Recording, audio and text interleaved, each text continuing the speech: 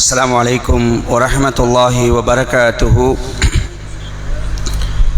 إن الحمد لله نحمده ونستعينه ونستغفره فلا مضل له ومن يضلل فلا هادي له وأشهد أن لا إله إلا الله وأن محمدا عبده ورسوله أما بعد. கண்ணியத்திற்குரிய சகோதரர்களே, அல்லாஹுடைய பேரருளால் சுபுகுடைய தொழுகையை ஜமாத்தோடு நிறைவேற்றக்கூடிய பாக்கியத்தை பெற்றவர்களாக அல்லாஹுடைய மார்க்கத்தை அறிந்து கொள்ள வேண்டும் என்ற எண்ணத்திலே இந்த நேரத்தில் நாம் எல்லாம் தற்பொழுது இங்கு அமர்ந்திருக்கின்றோம்.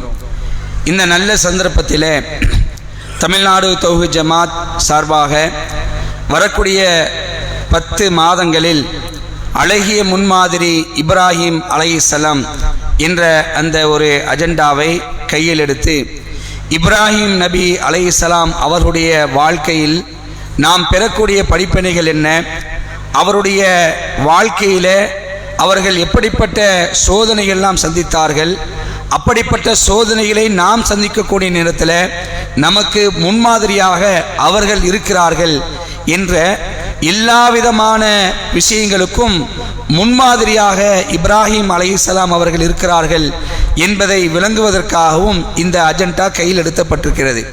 அந்த அடிப்படையில் அல்லாஹ் ரப்பல் ஆலமீன் இப்ராஹிம் நபியை பற்றி திருமறை குர்ஆனில் ஒரு வசனத்தில் சொல்லி காட்டுகின்றான். இப்ராஹிம் நம்மிடத்தில் வந்தார். இப்ராஹிம் நம்மிடத்தில் வந்தார். எப்படி வந்தார், எந்த நிலையில் வந்தார் என்றால் தூய்மையான எண்ணத்தோடு வந்தார். அவருடைய உள்ளம் எப்படி இருந்துச்சுன்னா கசடு கிடையாது, கள்ளம் கபடம் கிடையாது, தூய்மையான எண்ணத்தோடு நம்மிடத்தில் வந்தார் என்று அல்லாஹ் ரப்பல் ஆலமீன் இப்ராஹிம் நபியை பற்றி அல்லாஹ் சொல்றான். இந்த தூய்மையான எண்ணம் நமக்கு கண்டிப்பாக தேவை. நம்முடைய உள்ளத்தில் என்ன இருக்கக்கூடாது, அழுக்கு இருக்கக்கூடாது. நம்முடைய உள்ளத்தில் கசடு சச்சரவு இது மாதிரியான எந்த ஒரு நிலையும் இல்லாமல் நம்முடைய உள்ளமும் தூய்மையான ஒரு நிலையில இருந்தது என்று சொன்னால் கண்டிப்பாக அல்லாஹ் ரப்பல் ஆலமீன் நாளை மறுமையிலே நமக்கு வெற்றியை தருவதற்கு அல்லாஹ் போதுமானவன். இதைத்தான் அல்லாஹ் விரும்புகிறான். நாம் எவ்வளோ பெரிய அமல்கள் செய்தாலும் சரி, நம்முடைய உள்ளம் தூய்மை இல்லைன்னு வைங்களேன், அதை அல்லாஹ் ஒரு காலம் ஏற்றுக்கவே மாட்டான். ஏன்னா அல்லாஹ் ரப்பல் ஆலமீன் தன்னுடைய திருமறை குர்ஆனில் சொல்லி காட்டுறான். 6வது அத்தியாயத்தில் 192வது வசனத்தை அல்லாஹ் பேசுகிறான். இப்படி நீங்கள் சொல்லுங்கள் நபியே, இது மாதிரி ஒரு ஸ்டேட்மெண்ட்டை நீங்கள் சொல்லுங்கள். அல்லாஹ் என்ன செய்றான், நபிகள் நாயகம் ஸல்லல்லாஹு அலைஹி வஸல்லம் அவர்களை பார்த்து அல்லாஹ் சொல்றான். இப்படி சொல்லணுமா, இன்ன ஸலாத்தி வ நுஸ்கி வ மஹ்யாய வ மமாத்தி லில்லாஹி ரப்பில் ஆலமீன். இந்த ஸ்டேட்மெண்ட் அல்லாஹ் சொல்றான். இதான் உண்மையான முக்கியமான ஸ்டேட்மெண்ட். என்னது, இன்ன ஸலாத்தி, இறைவா என்னுடைய தொழுகை, என்னுடைய வணக்க வழிபாடு, என்னுடைய வாழ்க்கை, என்னுடைய மரணம், இவை அனைத்துமே அகிலங்களை படைத்து பராமரித்து கொண்டிருக்கக்கூடிய இரட்சகனுக்கே உரித்தாகட்டும். இப்படி நாம சொல்லணுமா? இதான் இஹ்லாஸ். இஹ்லாஸ்னா என்ன, உள தூய்மைனா என்னன்னு கேட்டீங்கன்னு சொன்னா எல்லாமே அல்லாஹ்வுக்காகத்தான்.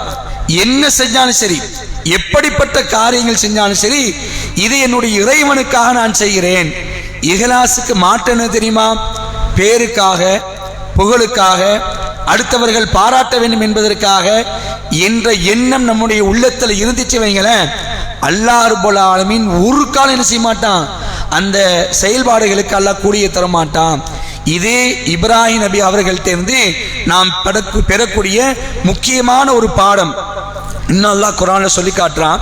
98வது அத்தியாயம் 5வது வசனத்தில் அல்லாஹ் பேசுகிறான். வமா உமிரு இல்லா லியஅபுதுல்லாஹ முஹ்லிஸீன லஹுத்தீன ஹுனஃபா வ யுகீமுஸ் ஸலா வ யுதுஸ் ஸக்கா வ ஸாலிக தீனுல் கய்யிமா.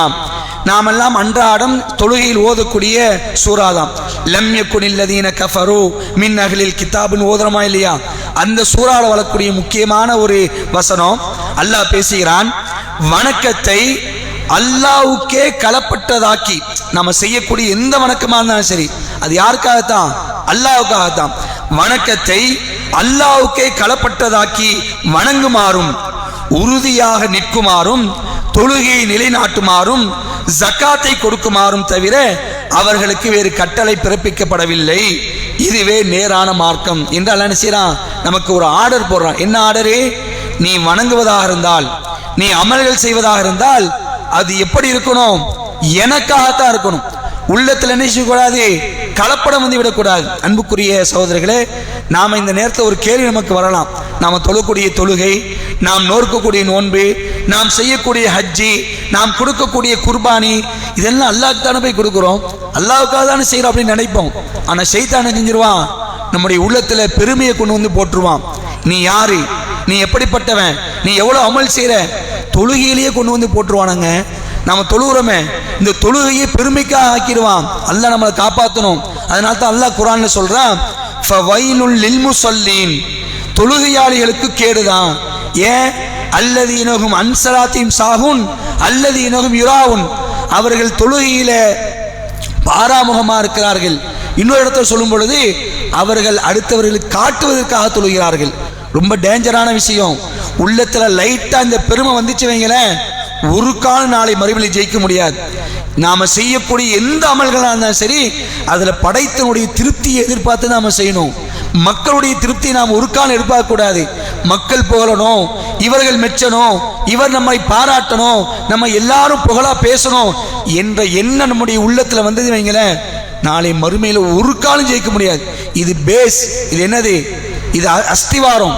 இந்த அஸ்திவாரத்துல சரியா இல்லைன்னு வைங்களேன், ரசூலுல்லாஹ் ஒரு இடத்துல சொல்லி காட்டுறாங்க. நமக்கெல்லாம் தெரிஞ்ச ஹதீஸ் தான், ஆனா அவ்வப்போது உள்ளத்துல ஆழமாக பதிய வைக்க நாம் கடமைப்பட்டிருக்கிறோம்.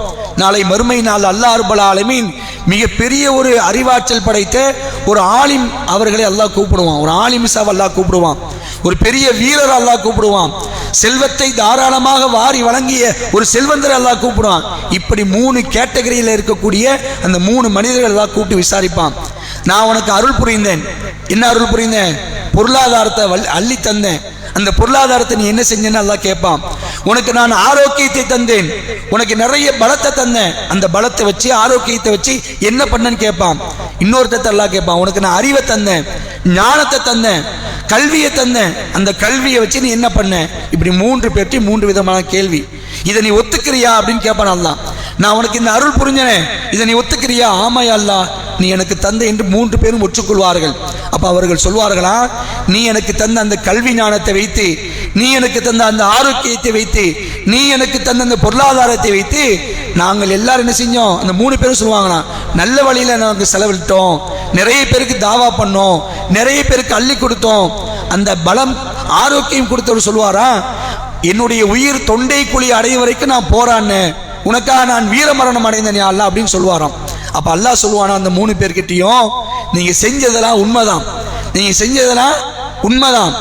நீங்க மார்க்கத்தை எடுத்து சொன்ன, ஊர் ஊரா போய் பிரச்சாரம் பண்ண, உன்னுடைய பேச்சை கேட்டு நிறைய பேர் இஸ்லாத்துக்கு வந்தாங்க. நீ அள்ளி அள்ளி கொடுத்த, நீ கிள்ளி கொடுக்கல, அள்ளி கொடுத்த. என்னுடைய பள்ளிவாசலுக்கு வந்து கேட்டா தாராளமா கொடுத்த, ஏழை எளிய மக்களுக்கு நீ கொடுத்த, உண்மைதான். அதே மாதிரி இந்த கல்வி ஞானம் கொடுத்தவங்க, அதே மாதிரி இந்த போர்ல வீரமரணம் அடைஞ்சவங்க, அவர்கிட்ட அல்லாஹ் சொல்லுவானா, நீ உண்மையிலே வீரமரணம் அடைஞ்சதான், நீ போர்ல கலந்து கொண்டாய்தான். ஆனால் நீ எதற்காக செய்தாய்? நீங்க எல்லாம் எதற்காக செஞ்சீங்க? உங்க உள்ளத்துல என்ன தெரியுமா இருந்துச்சு? எல்லோரும் உங்களை பற்றி பெருமையாக பேச வேண்டும். இவர் பெரிய வீரர், இவர் அல்லாஹ்வுடைய பாதையில போரிட்டு வீரமரணம் அடைந்தவர், ஷஹீத் என்று உன்னை போற்ற வேண்டும் என்ற எண்ணம் தான் உன்னுடைய உள்ளத்தில் இருந்துச்சு. அள்ளி கொடுத்தாரு அவர்கிட்ட அல்லாஹ் சொல்லுவானா, நீ கொடுத்தது உண்மை, ஆனா உங்க உள்ளத்துல என்ன தெரியுமா இருந்துச்சு? உன்னை எல்லோரும் பெரிய செல்வந்தரு, பெரிய கொடையாளி, பெரிய தர்மகர்த்தா, இவர்கிட்ட போனா அள்ளி கொடுப்பாருப்பா, இவர் கிள்ளிலாம் கொடுக்க மாட்டாரு என்று உன்னை போஸ்டர் அடித்து ஒட்ட வேண்டும் என்று நீ நினைத்தாய். உன் உள்ளத்துல அதுதான் இருந்துச்சு. அதை எல்லாரும் செஞ்சிட்டாங்க. கல்விமான பத்தி சொல்லும் பொழுது அல்லாஹ் சொல்லுவான், நீ ஊர் ஊரா பிரச்சாரம் பண்ணது உண்மை, ஆனால் எதற்காக பண்ண? ஏன்னா உள்ளத்தை நம்ம கீறி பார்க்க முடியாது. நமக்கு தெரியுமா அவர் யாருக்காக பண்றாரு, பேருக்காக பண்றாரா, புகழுக்காக பண்றாரு, நமக்கு தெரியாது. ஆனா அல்லாஹ்க்கு தெரியுது. அல்லாஹ் சொல்றான், உன்னை எல்லோரும் பெரிய அறிஞர், இவர் பெரிய பேச்சாளர்ப்பா, இவர் வந்து பேசினார்னு சொன்னா எல்லாரும் உளுந்துருவாங்க என்று மக்கள் எல்லாம் உன்னை பெரிய பேச்சாளர் என்று பேச வேண்டும் என்ற எண்ணம் தான் உன்னுடைய உள்ளத்துல இருந்துச்சு. உங்களுக்கு இங்கு கூலி கிடையாது. நீங்கள் எதை எதிர்பார்த்து செய்தீர்களோ, நீங்கள் எதை எதிர்பார்த்து செய்தீர்களோ அது உங்களுக்கு உலகத்தில் கிடைச்சிருச்சு, இவர்களை முகம் குப்புற நரகத்தில் தள்ளி விடுங்கள் என்று அல்லாஹ் சொல்வானாம். இந்த 3 காரியம் சாதாரண காரியம் இல்லை. இந்த 3 காரியம் சாதாரண விஷயம் நினைக்கிறீங்களா? நம்ம ஊரை நீங்க எடுத்துக்குங்க. எத்தனை பேரை ஆலிம்சாக்கு நம்ம அனுப்புறோம், எத்தனை பேரை மதரசா படிப்புக்கு அனுப்புறோம், மார்க்கத்தை கற்றுக்கொண்டு இந்த ஊர்ல பிரச்சாரம் பண்ணுவதற்கு எத்தனை பேர் நாம அனுப்புறோம். நம்ம வீட்டில் 4-5 பிள்ளைங்க இருந்துச்சுன்னு சொன்னா எல்லா பிள்ளைங்களும் செஞ்சிடும், டாக்டரு, இன்ஜினியரு, அந்த படிப்பு இந்த படிப்பு அனுப்புறோம். மதரசாக்கு அனுப்புறோமா? அது கஷ்டம், குதிரை கொம்பா இருக்குது. என் பிள்ளை நல்லா படிக்கணுமே, என் பிள்ளை உலகத்தில் நல்லா இருக்கு, அப்படித்தான் நம்ம விரும்புறோம். யாருங்க நினைக்கிறோம்? யாரும் நினைக்கிறோமா? என் பிள்ளைய இன்னைக்கு MIC கோர்ஸுக்கு அனுப்பி இந்த ஊருக்கு ஒரு பெரிய தாயா அவங்க என்ன நினைக்கிறோம்? ஏன் நினைக்கிறேன்னு சொன்னா அந்த ட்ராக்கை வேற, அதுக்குள்ளே போக மாட்டிருக்கிறோம், அதுக்குள்ளே நிச்சய மாட்டிருக்கோம், அதெல்லாம் வேணாம் அப்படிங்கிறோம். அப்ப கஷ்டம். இப்படியான ஒரு சூழ்நிலையில தாயாவை நம்முடைய பிள்ளைகளை ஆக்குவது என்பது அரிதிலும் அரிது. அப்படி ஆகி அது மாதிரியான சிரமங்கள்லாம் பெற்று ஒருத்தர் பிரச்சாரம் பண்றாரு, ஆனா உள்ளத்தின இல்ல, இஹ்லாஸ் இல்ல, பேருக்காக பொருளுக்காக பண்ணியிருக்கிறாரு, தூக்கி கலாசிரால நரகத்தில். அன்புக்குரிய சகோதரர்களே, இந்த விஷயத்தில் நம்ம ரொம்ப தெளிவா இருக்கணும். இப்ராஹிம் நபியை பத்தி அல்லாஹ் சொல்றான், இவர் நம்மிடத்தில் வந்தார் அழகிய எண்ணத்தோடு, தூய்மையான எண்ணத்தோடு நம்மிடத்தில் வந்தார் என்று அல்லாஹ் சொல்றானா இல்லையா? இந்த தூய்மையான எண்ணம் நமக்கு வரணும். ஒரு கடுகளவு கூட பெருமை நம்முடைய உள்ளத்தில் வந்து விடக்கூடாது. சின்ன அளவு கூட வந்துடுங்க செய்தா நம்ம அள்ளி கொடுத்தவங்களேன். இந்த பள்ளிவாசலுக்கு 15 லட்ச ரூபா செலவு இருக்கு, நான் தரம்பா அப்படின்னு ஒருத்தர் கொடுக்குற 15 லட்ச ரூபா யாருக்காக கொடுக்கணும்? அல்லாஹ்வுக்காக கொடுக்கணும். நம்ம வரும்பொழுது நம்ம எல்லாரும் பார்த்து பெருமையாக பேசணும், இந்த பாய் தான் பாய் 15 லட்ச ரூபா கொடுத்தாரு இந்த பள்ளிவாசலுக்கு அப்படின்னு சொல்லுவோம். உள்ளத்தில் அப்படி ஒரு மாதிரி கெத்து வருமா இல்லையா? அந்த கெத்து வந்து விடக்கூடாது, அந்த பெருமை வந்து விடக்கூடாது. வந்துச்சு வைங்களேன், 15 லட்சம் என்ன, நீங்க 15 கோடி கொடுத்தாலும் அல்லாஹ் என்ன செஞ்சிருவான்? முகத்துல தூக்கி கடாசி நரகத்தை கிளப்பிடுவான். ₹1 கொடுக்குறீங்க, ₹1 கொடுக்குறீங்க, அந்த ₹1 கொடுக்கும் பொழுது உங்களுடைய உள்ளத்துல இது என்னுடைய இறைவனுக்காக நான் கொடுக்குறேன், என்னுடைய ரப்புடைய திருப்பறத்துக்காக கொடுக்குறேன்னு நீங்க உள்ளத்துல அப்படி நினைச்சீங்கன்னு சொன்னா அதுக்கு அல்லாஹ் என்ன செய்வான்? சொர்க்கத்தை அல்லாஹ் பரிசா தருவான். இதான் யதார்த்தம். அன்புக்குரிய சகோதரர்களே, இந்த உள்ளம் என்பது தூய்மையா இருக்கணும். என்ன செஞ்சாலும் என்னுடைய அல்லாஹ்வுக்காகத்தான். அதனால தான் ரசூலுல்லாஹ் துஆ செஞ்சாங்க, அல்லாஹும்ம ஆத்தி நஃப்ஸி தக்வாஹா வ ஸக்கிஹான்னு துஆ செஞ்சாங்க. யா அல்லாஹ், என்னுடைய உள்ளத்தை நீ தூய்மைப்படுத்தி, என்னுடைய உள்ளத்துக்கு நீ இறைச்சத்தை தா என்று நினைச்சாங்க ரசூலுல்லாஹ் கேட்டார்கள். அப்படி நாம் மனசு துஆ செய்வோம். நம்முடைய உள்ளம் கலப்படமற்ற உள்ளமா இருக்கணும். என்ன செஞ்சாலும் இது என்னுடைய இறைவனுக்காக நான் செய்கின்றேன் என்ற அந்த இஹ்லாஸ் நம்முடைய உள்ளத்துல ஆழமா இருக்கணும். அப்படி இருந்தால்தான் நாளை மறுமையில் என்ன செய்ய முடியும்? ஜெயிக்க முடியும். தவிர இஹ்லாஸ் இல்லைன்னு வைங்களேன், ஒரு காலம் ஜெயிக்க முடியாது. இதை நாம் உணர்ந்து கொண்டு இஹ்லாஸான அடிப்படையில் நம்முடைய வாழ்க்கையை அல்லாஹ்வுக்காக வாழக்கூடிய நன்மக்களாக நாம் இருக்க வேண்டும். இப்ராஹிம் நபியிடத்தில் ஏராளமான படிப்பினைகள் இருக்கிற மாதிரி இந்த தூய்மையான எண்ணத்தில் அல்லாஹ் வந்தார் என்று சொல்லான இல்லையா, அந்த அடிப்படையில் நம்முடைய வாழ்க்கையை நாம் அமைத்துக் கொள்வோம். அல்லாஹ் ரப்பல் ஆலமீன் அப்படிப்பட்ட நன்மக்களாக நம் அனைவரையும் ஆக்கி அல்புரிய அல்லாஹ் போதுமானவன். அல்லாஹ்விடத்தில் பிரார்த்தித்தவனாக இந்த உரையை முடித்துக் கொள்கின்றேன். வாஹிர் தாவான் அல்ஹம்துலில்லாஹி ரப்பில் ஆலமீன். வஸ்ஸலாமு அலைக்கும் வரஹ்மத்துல்லாஹி வபரகாத்துஹு.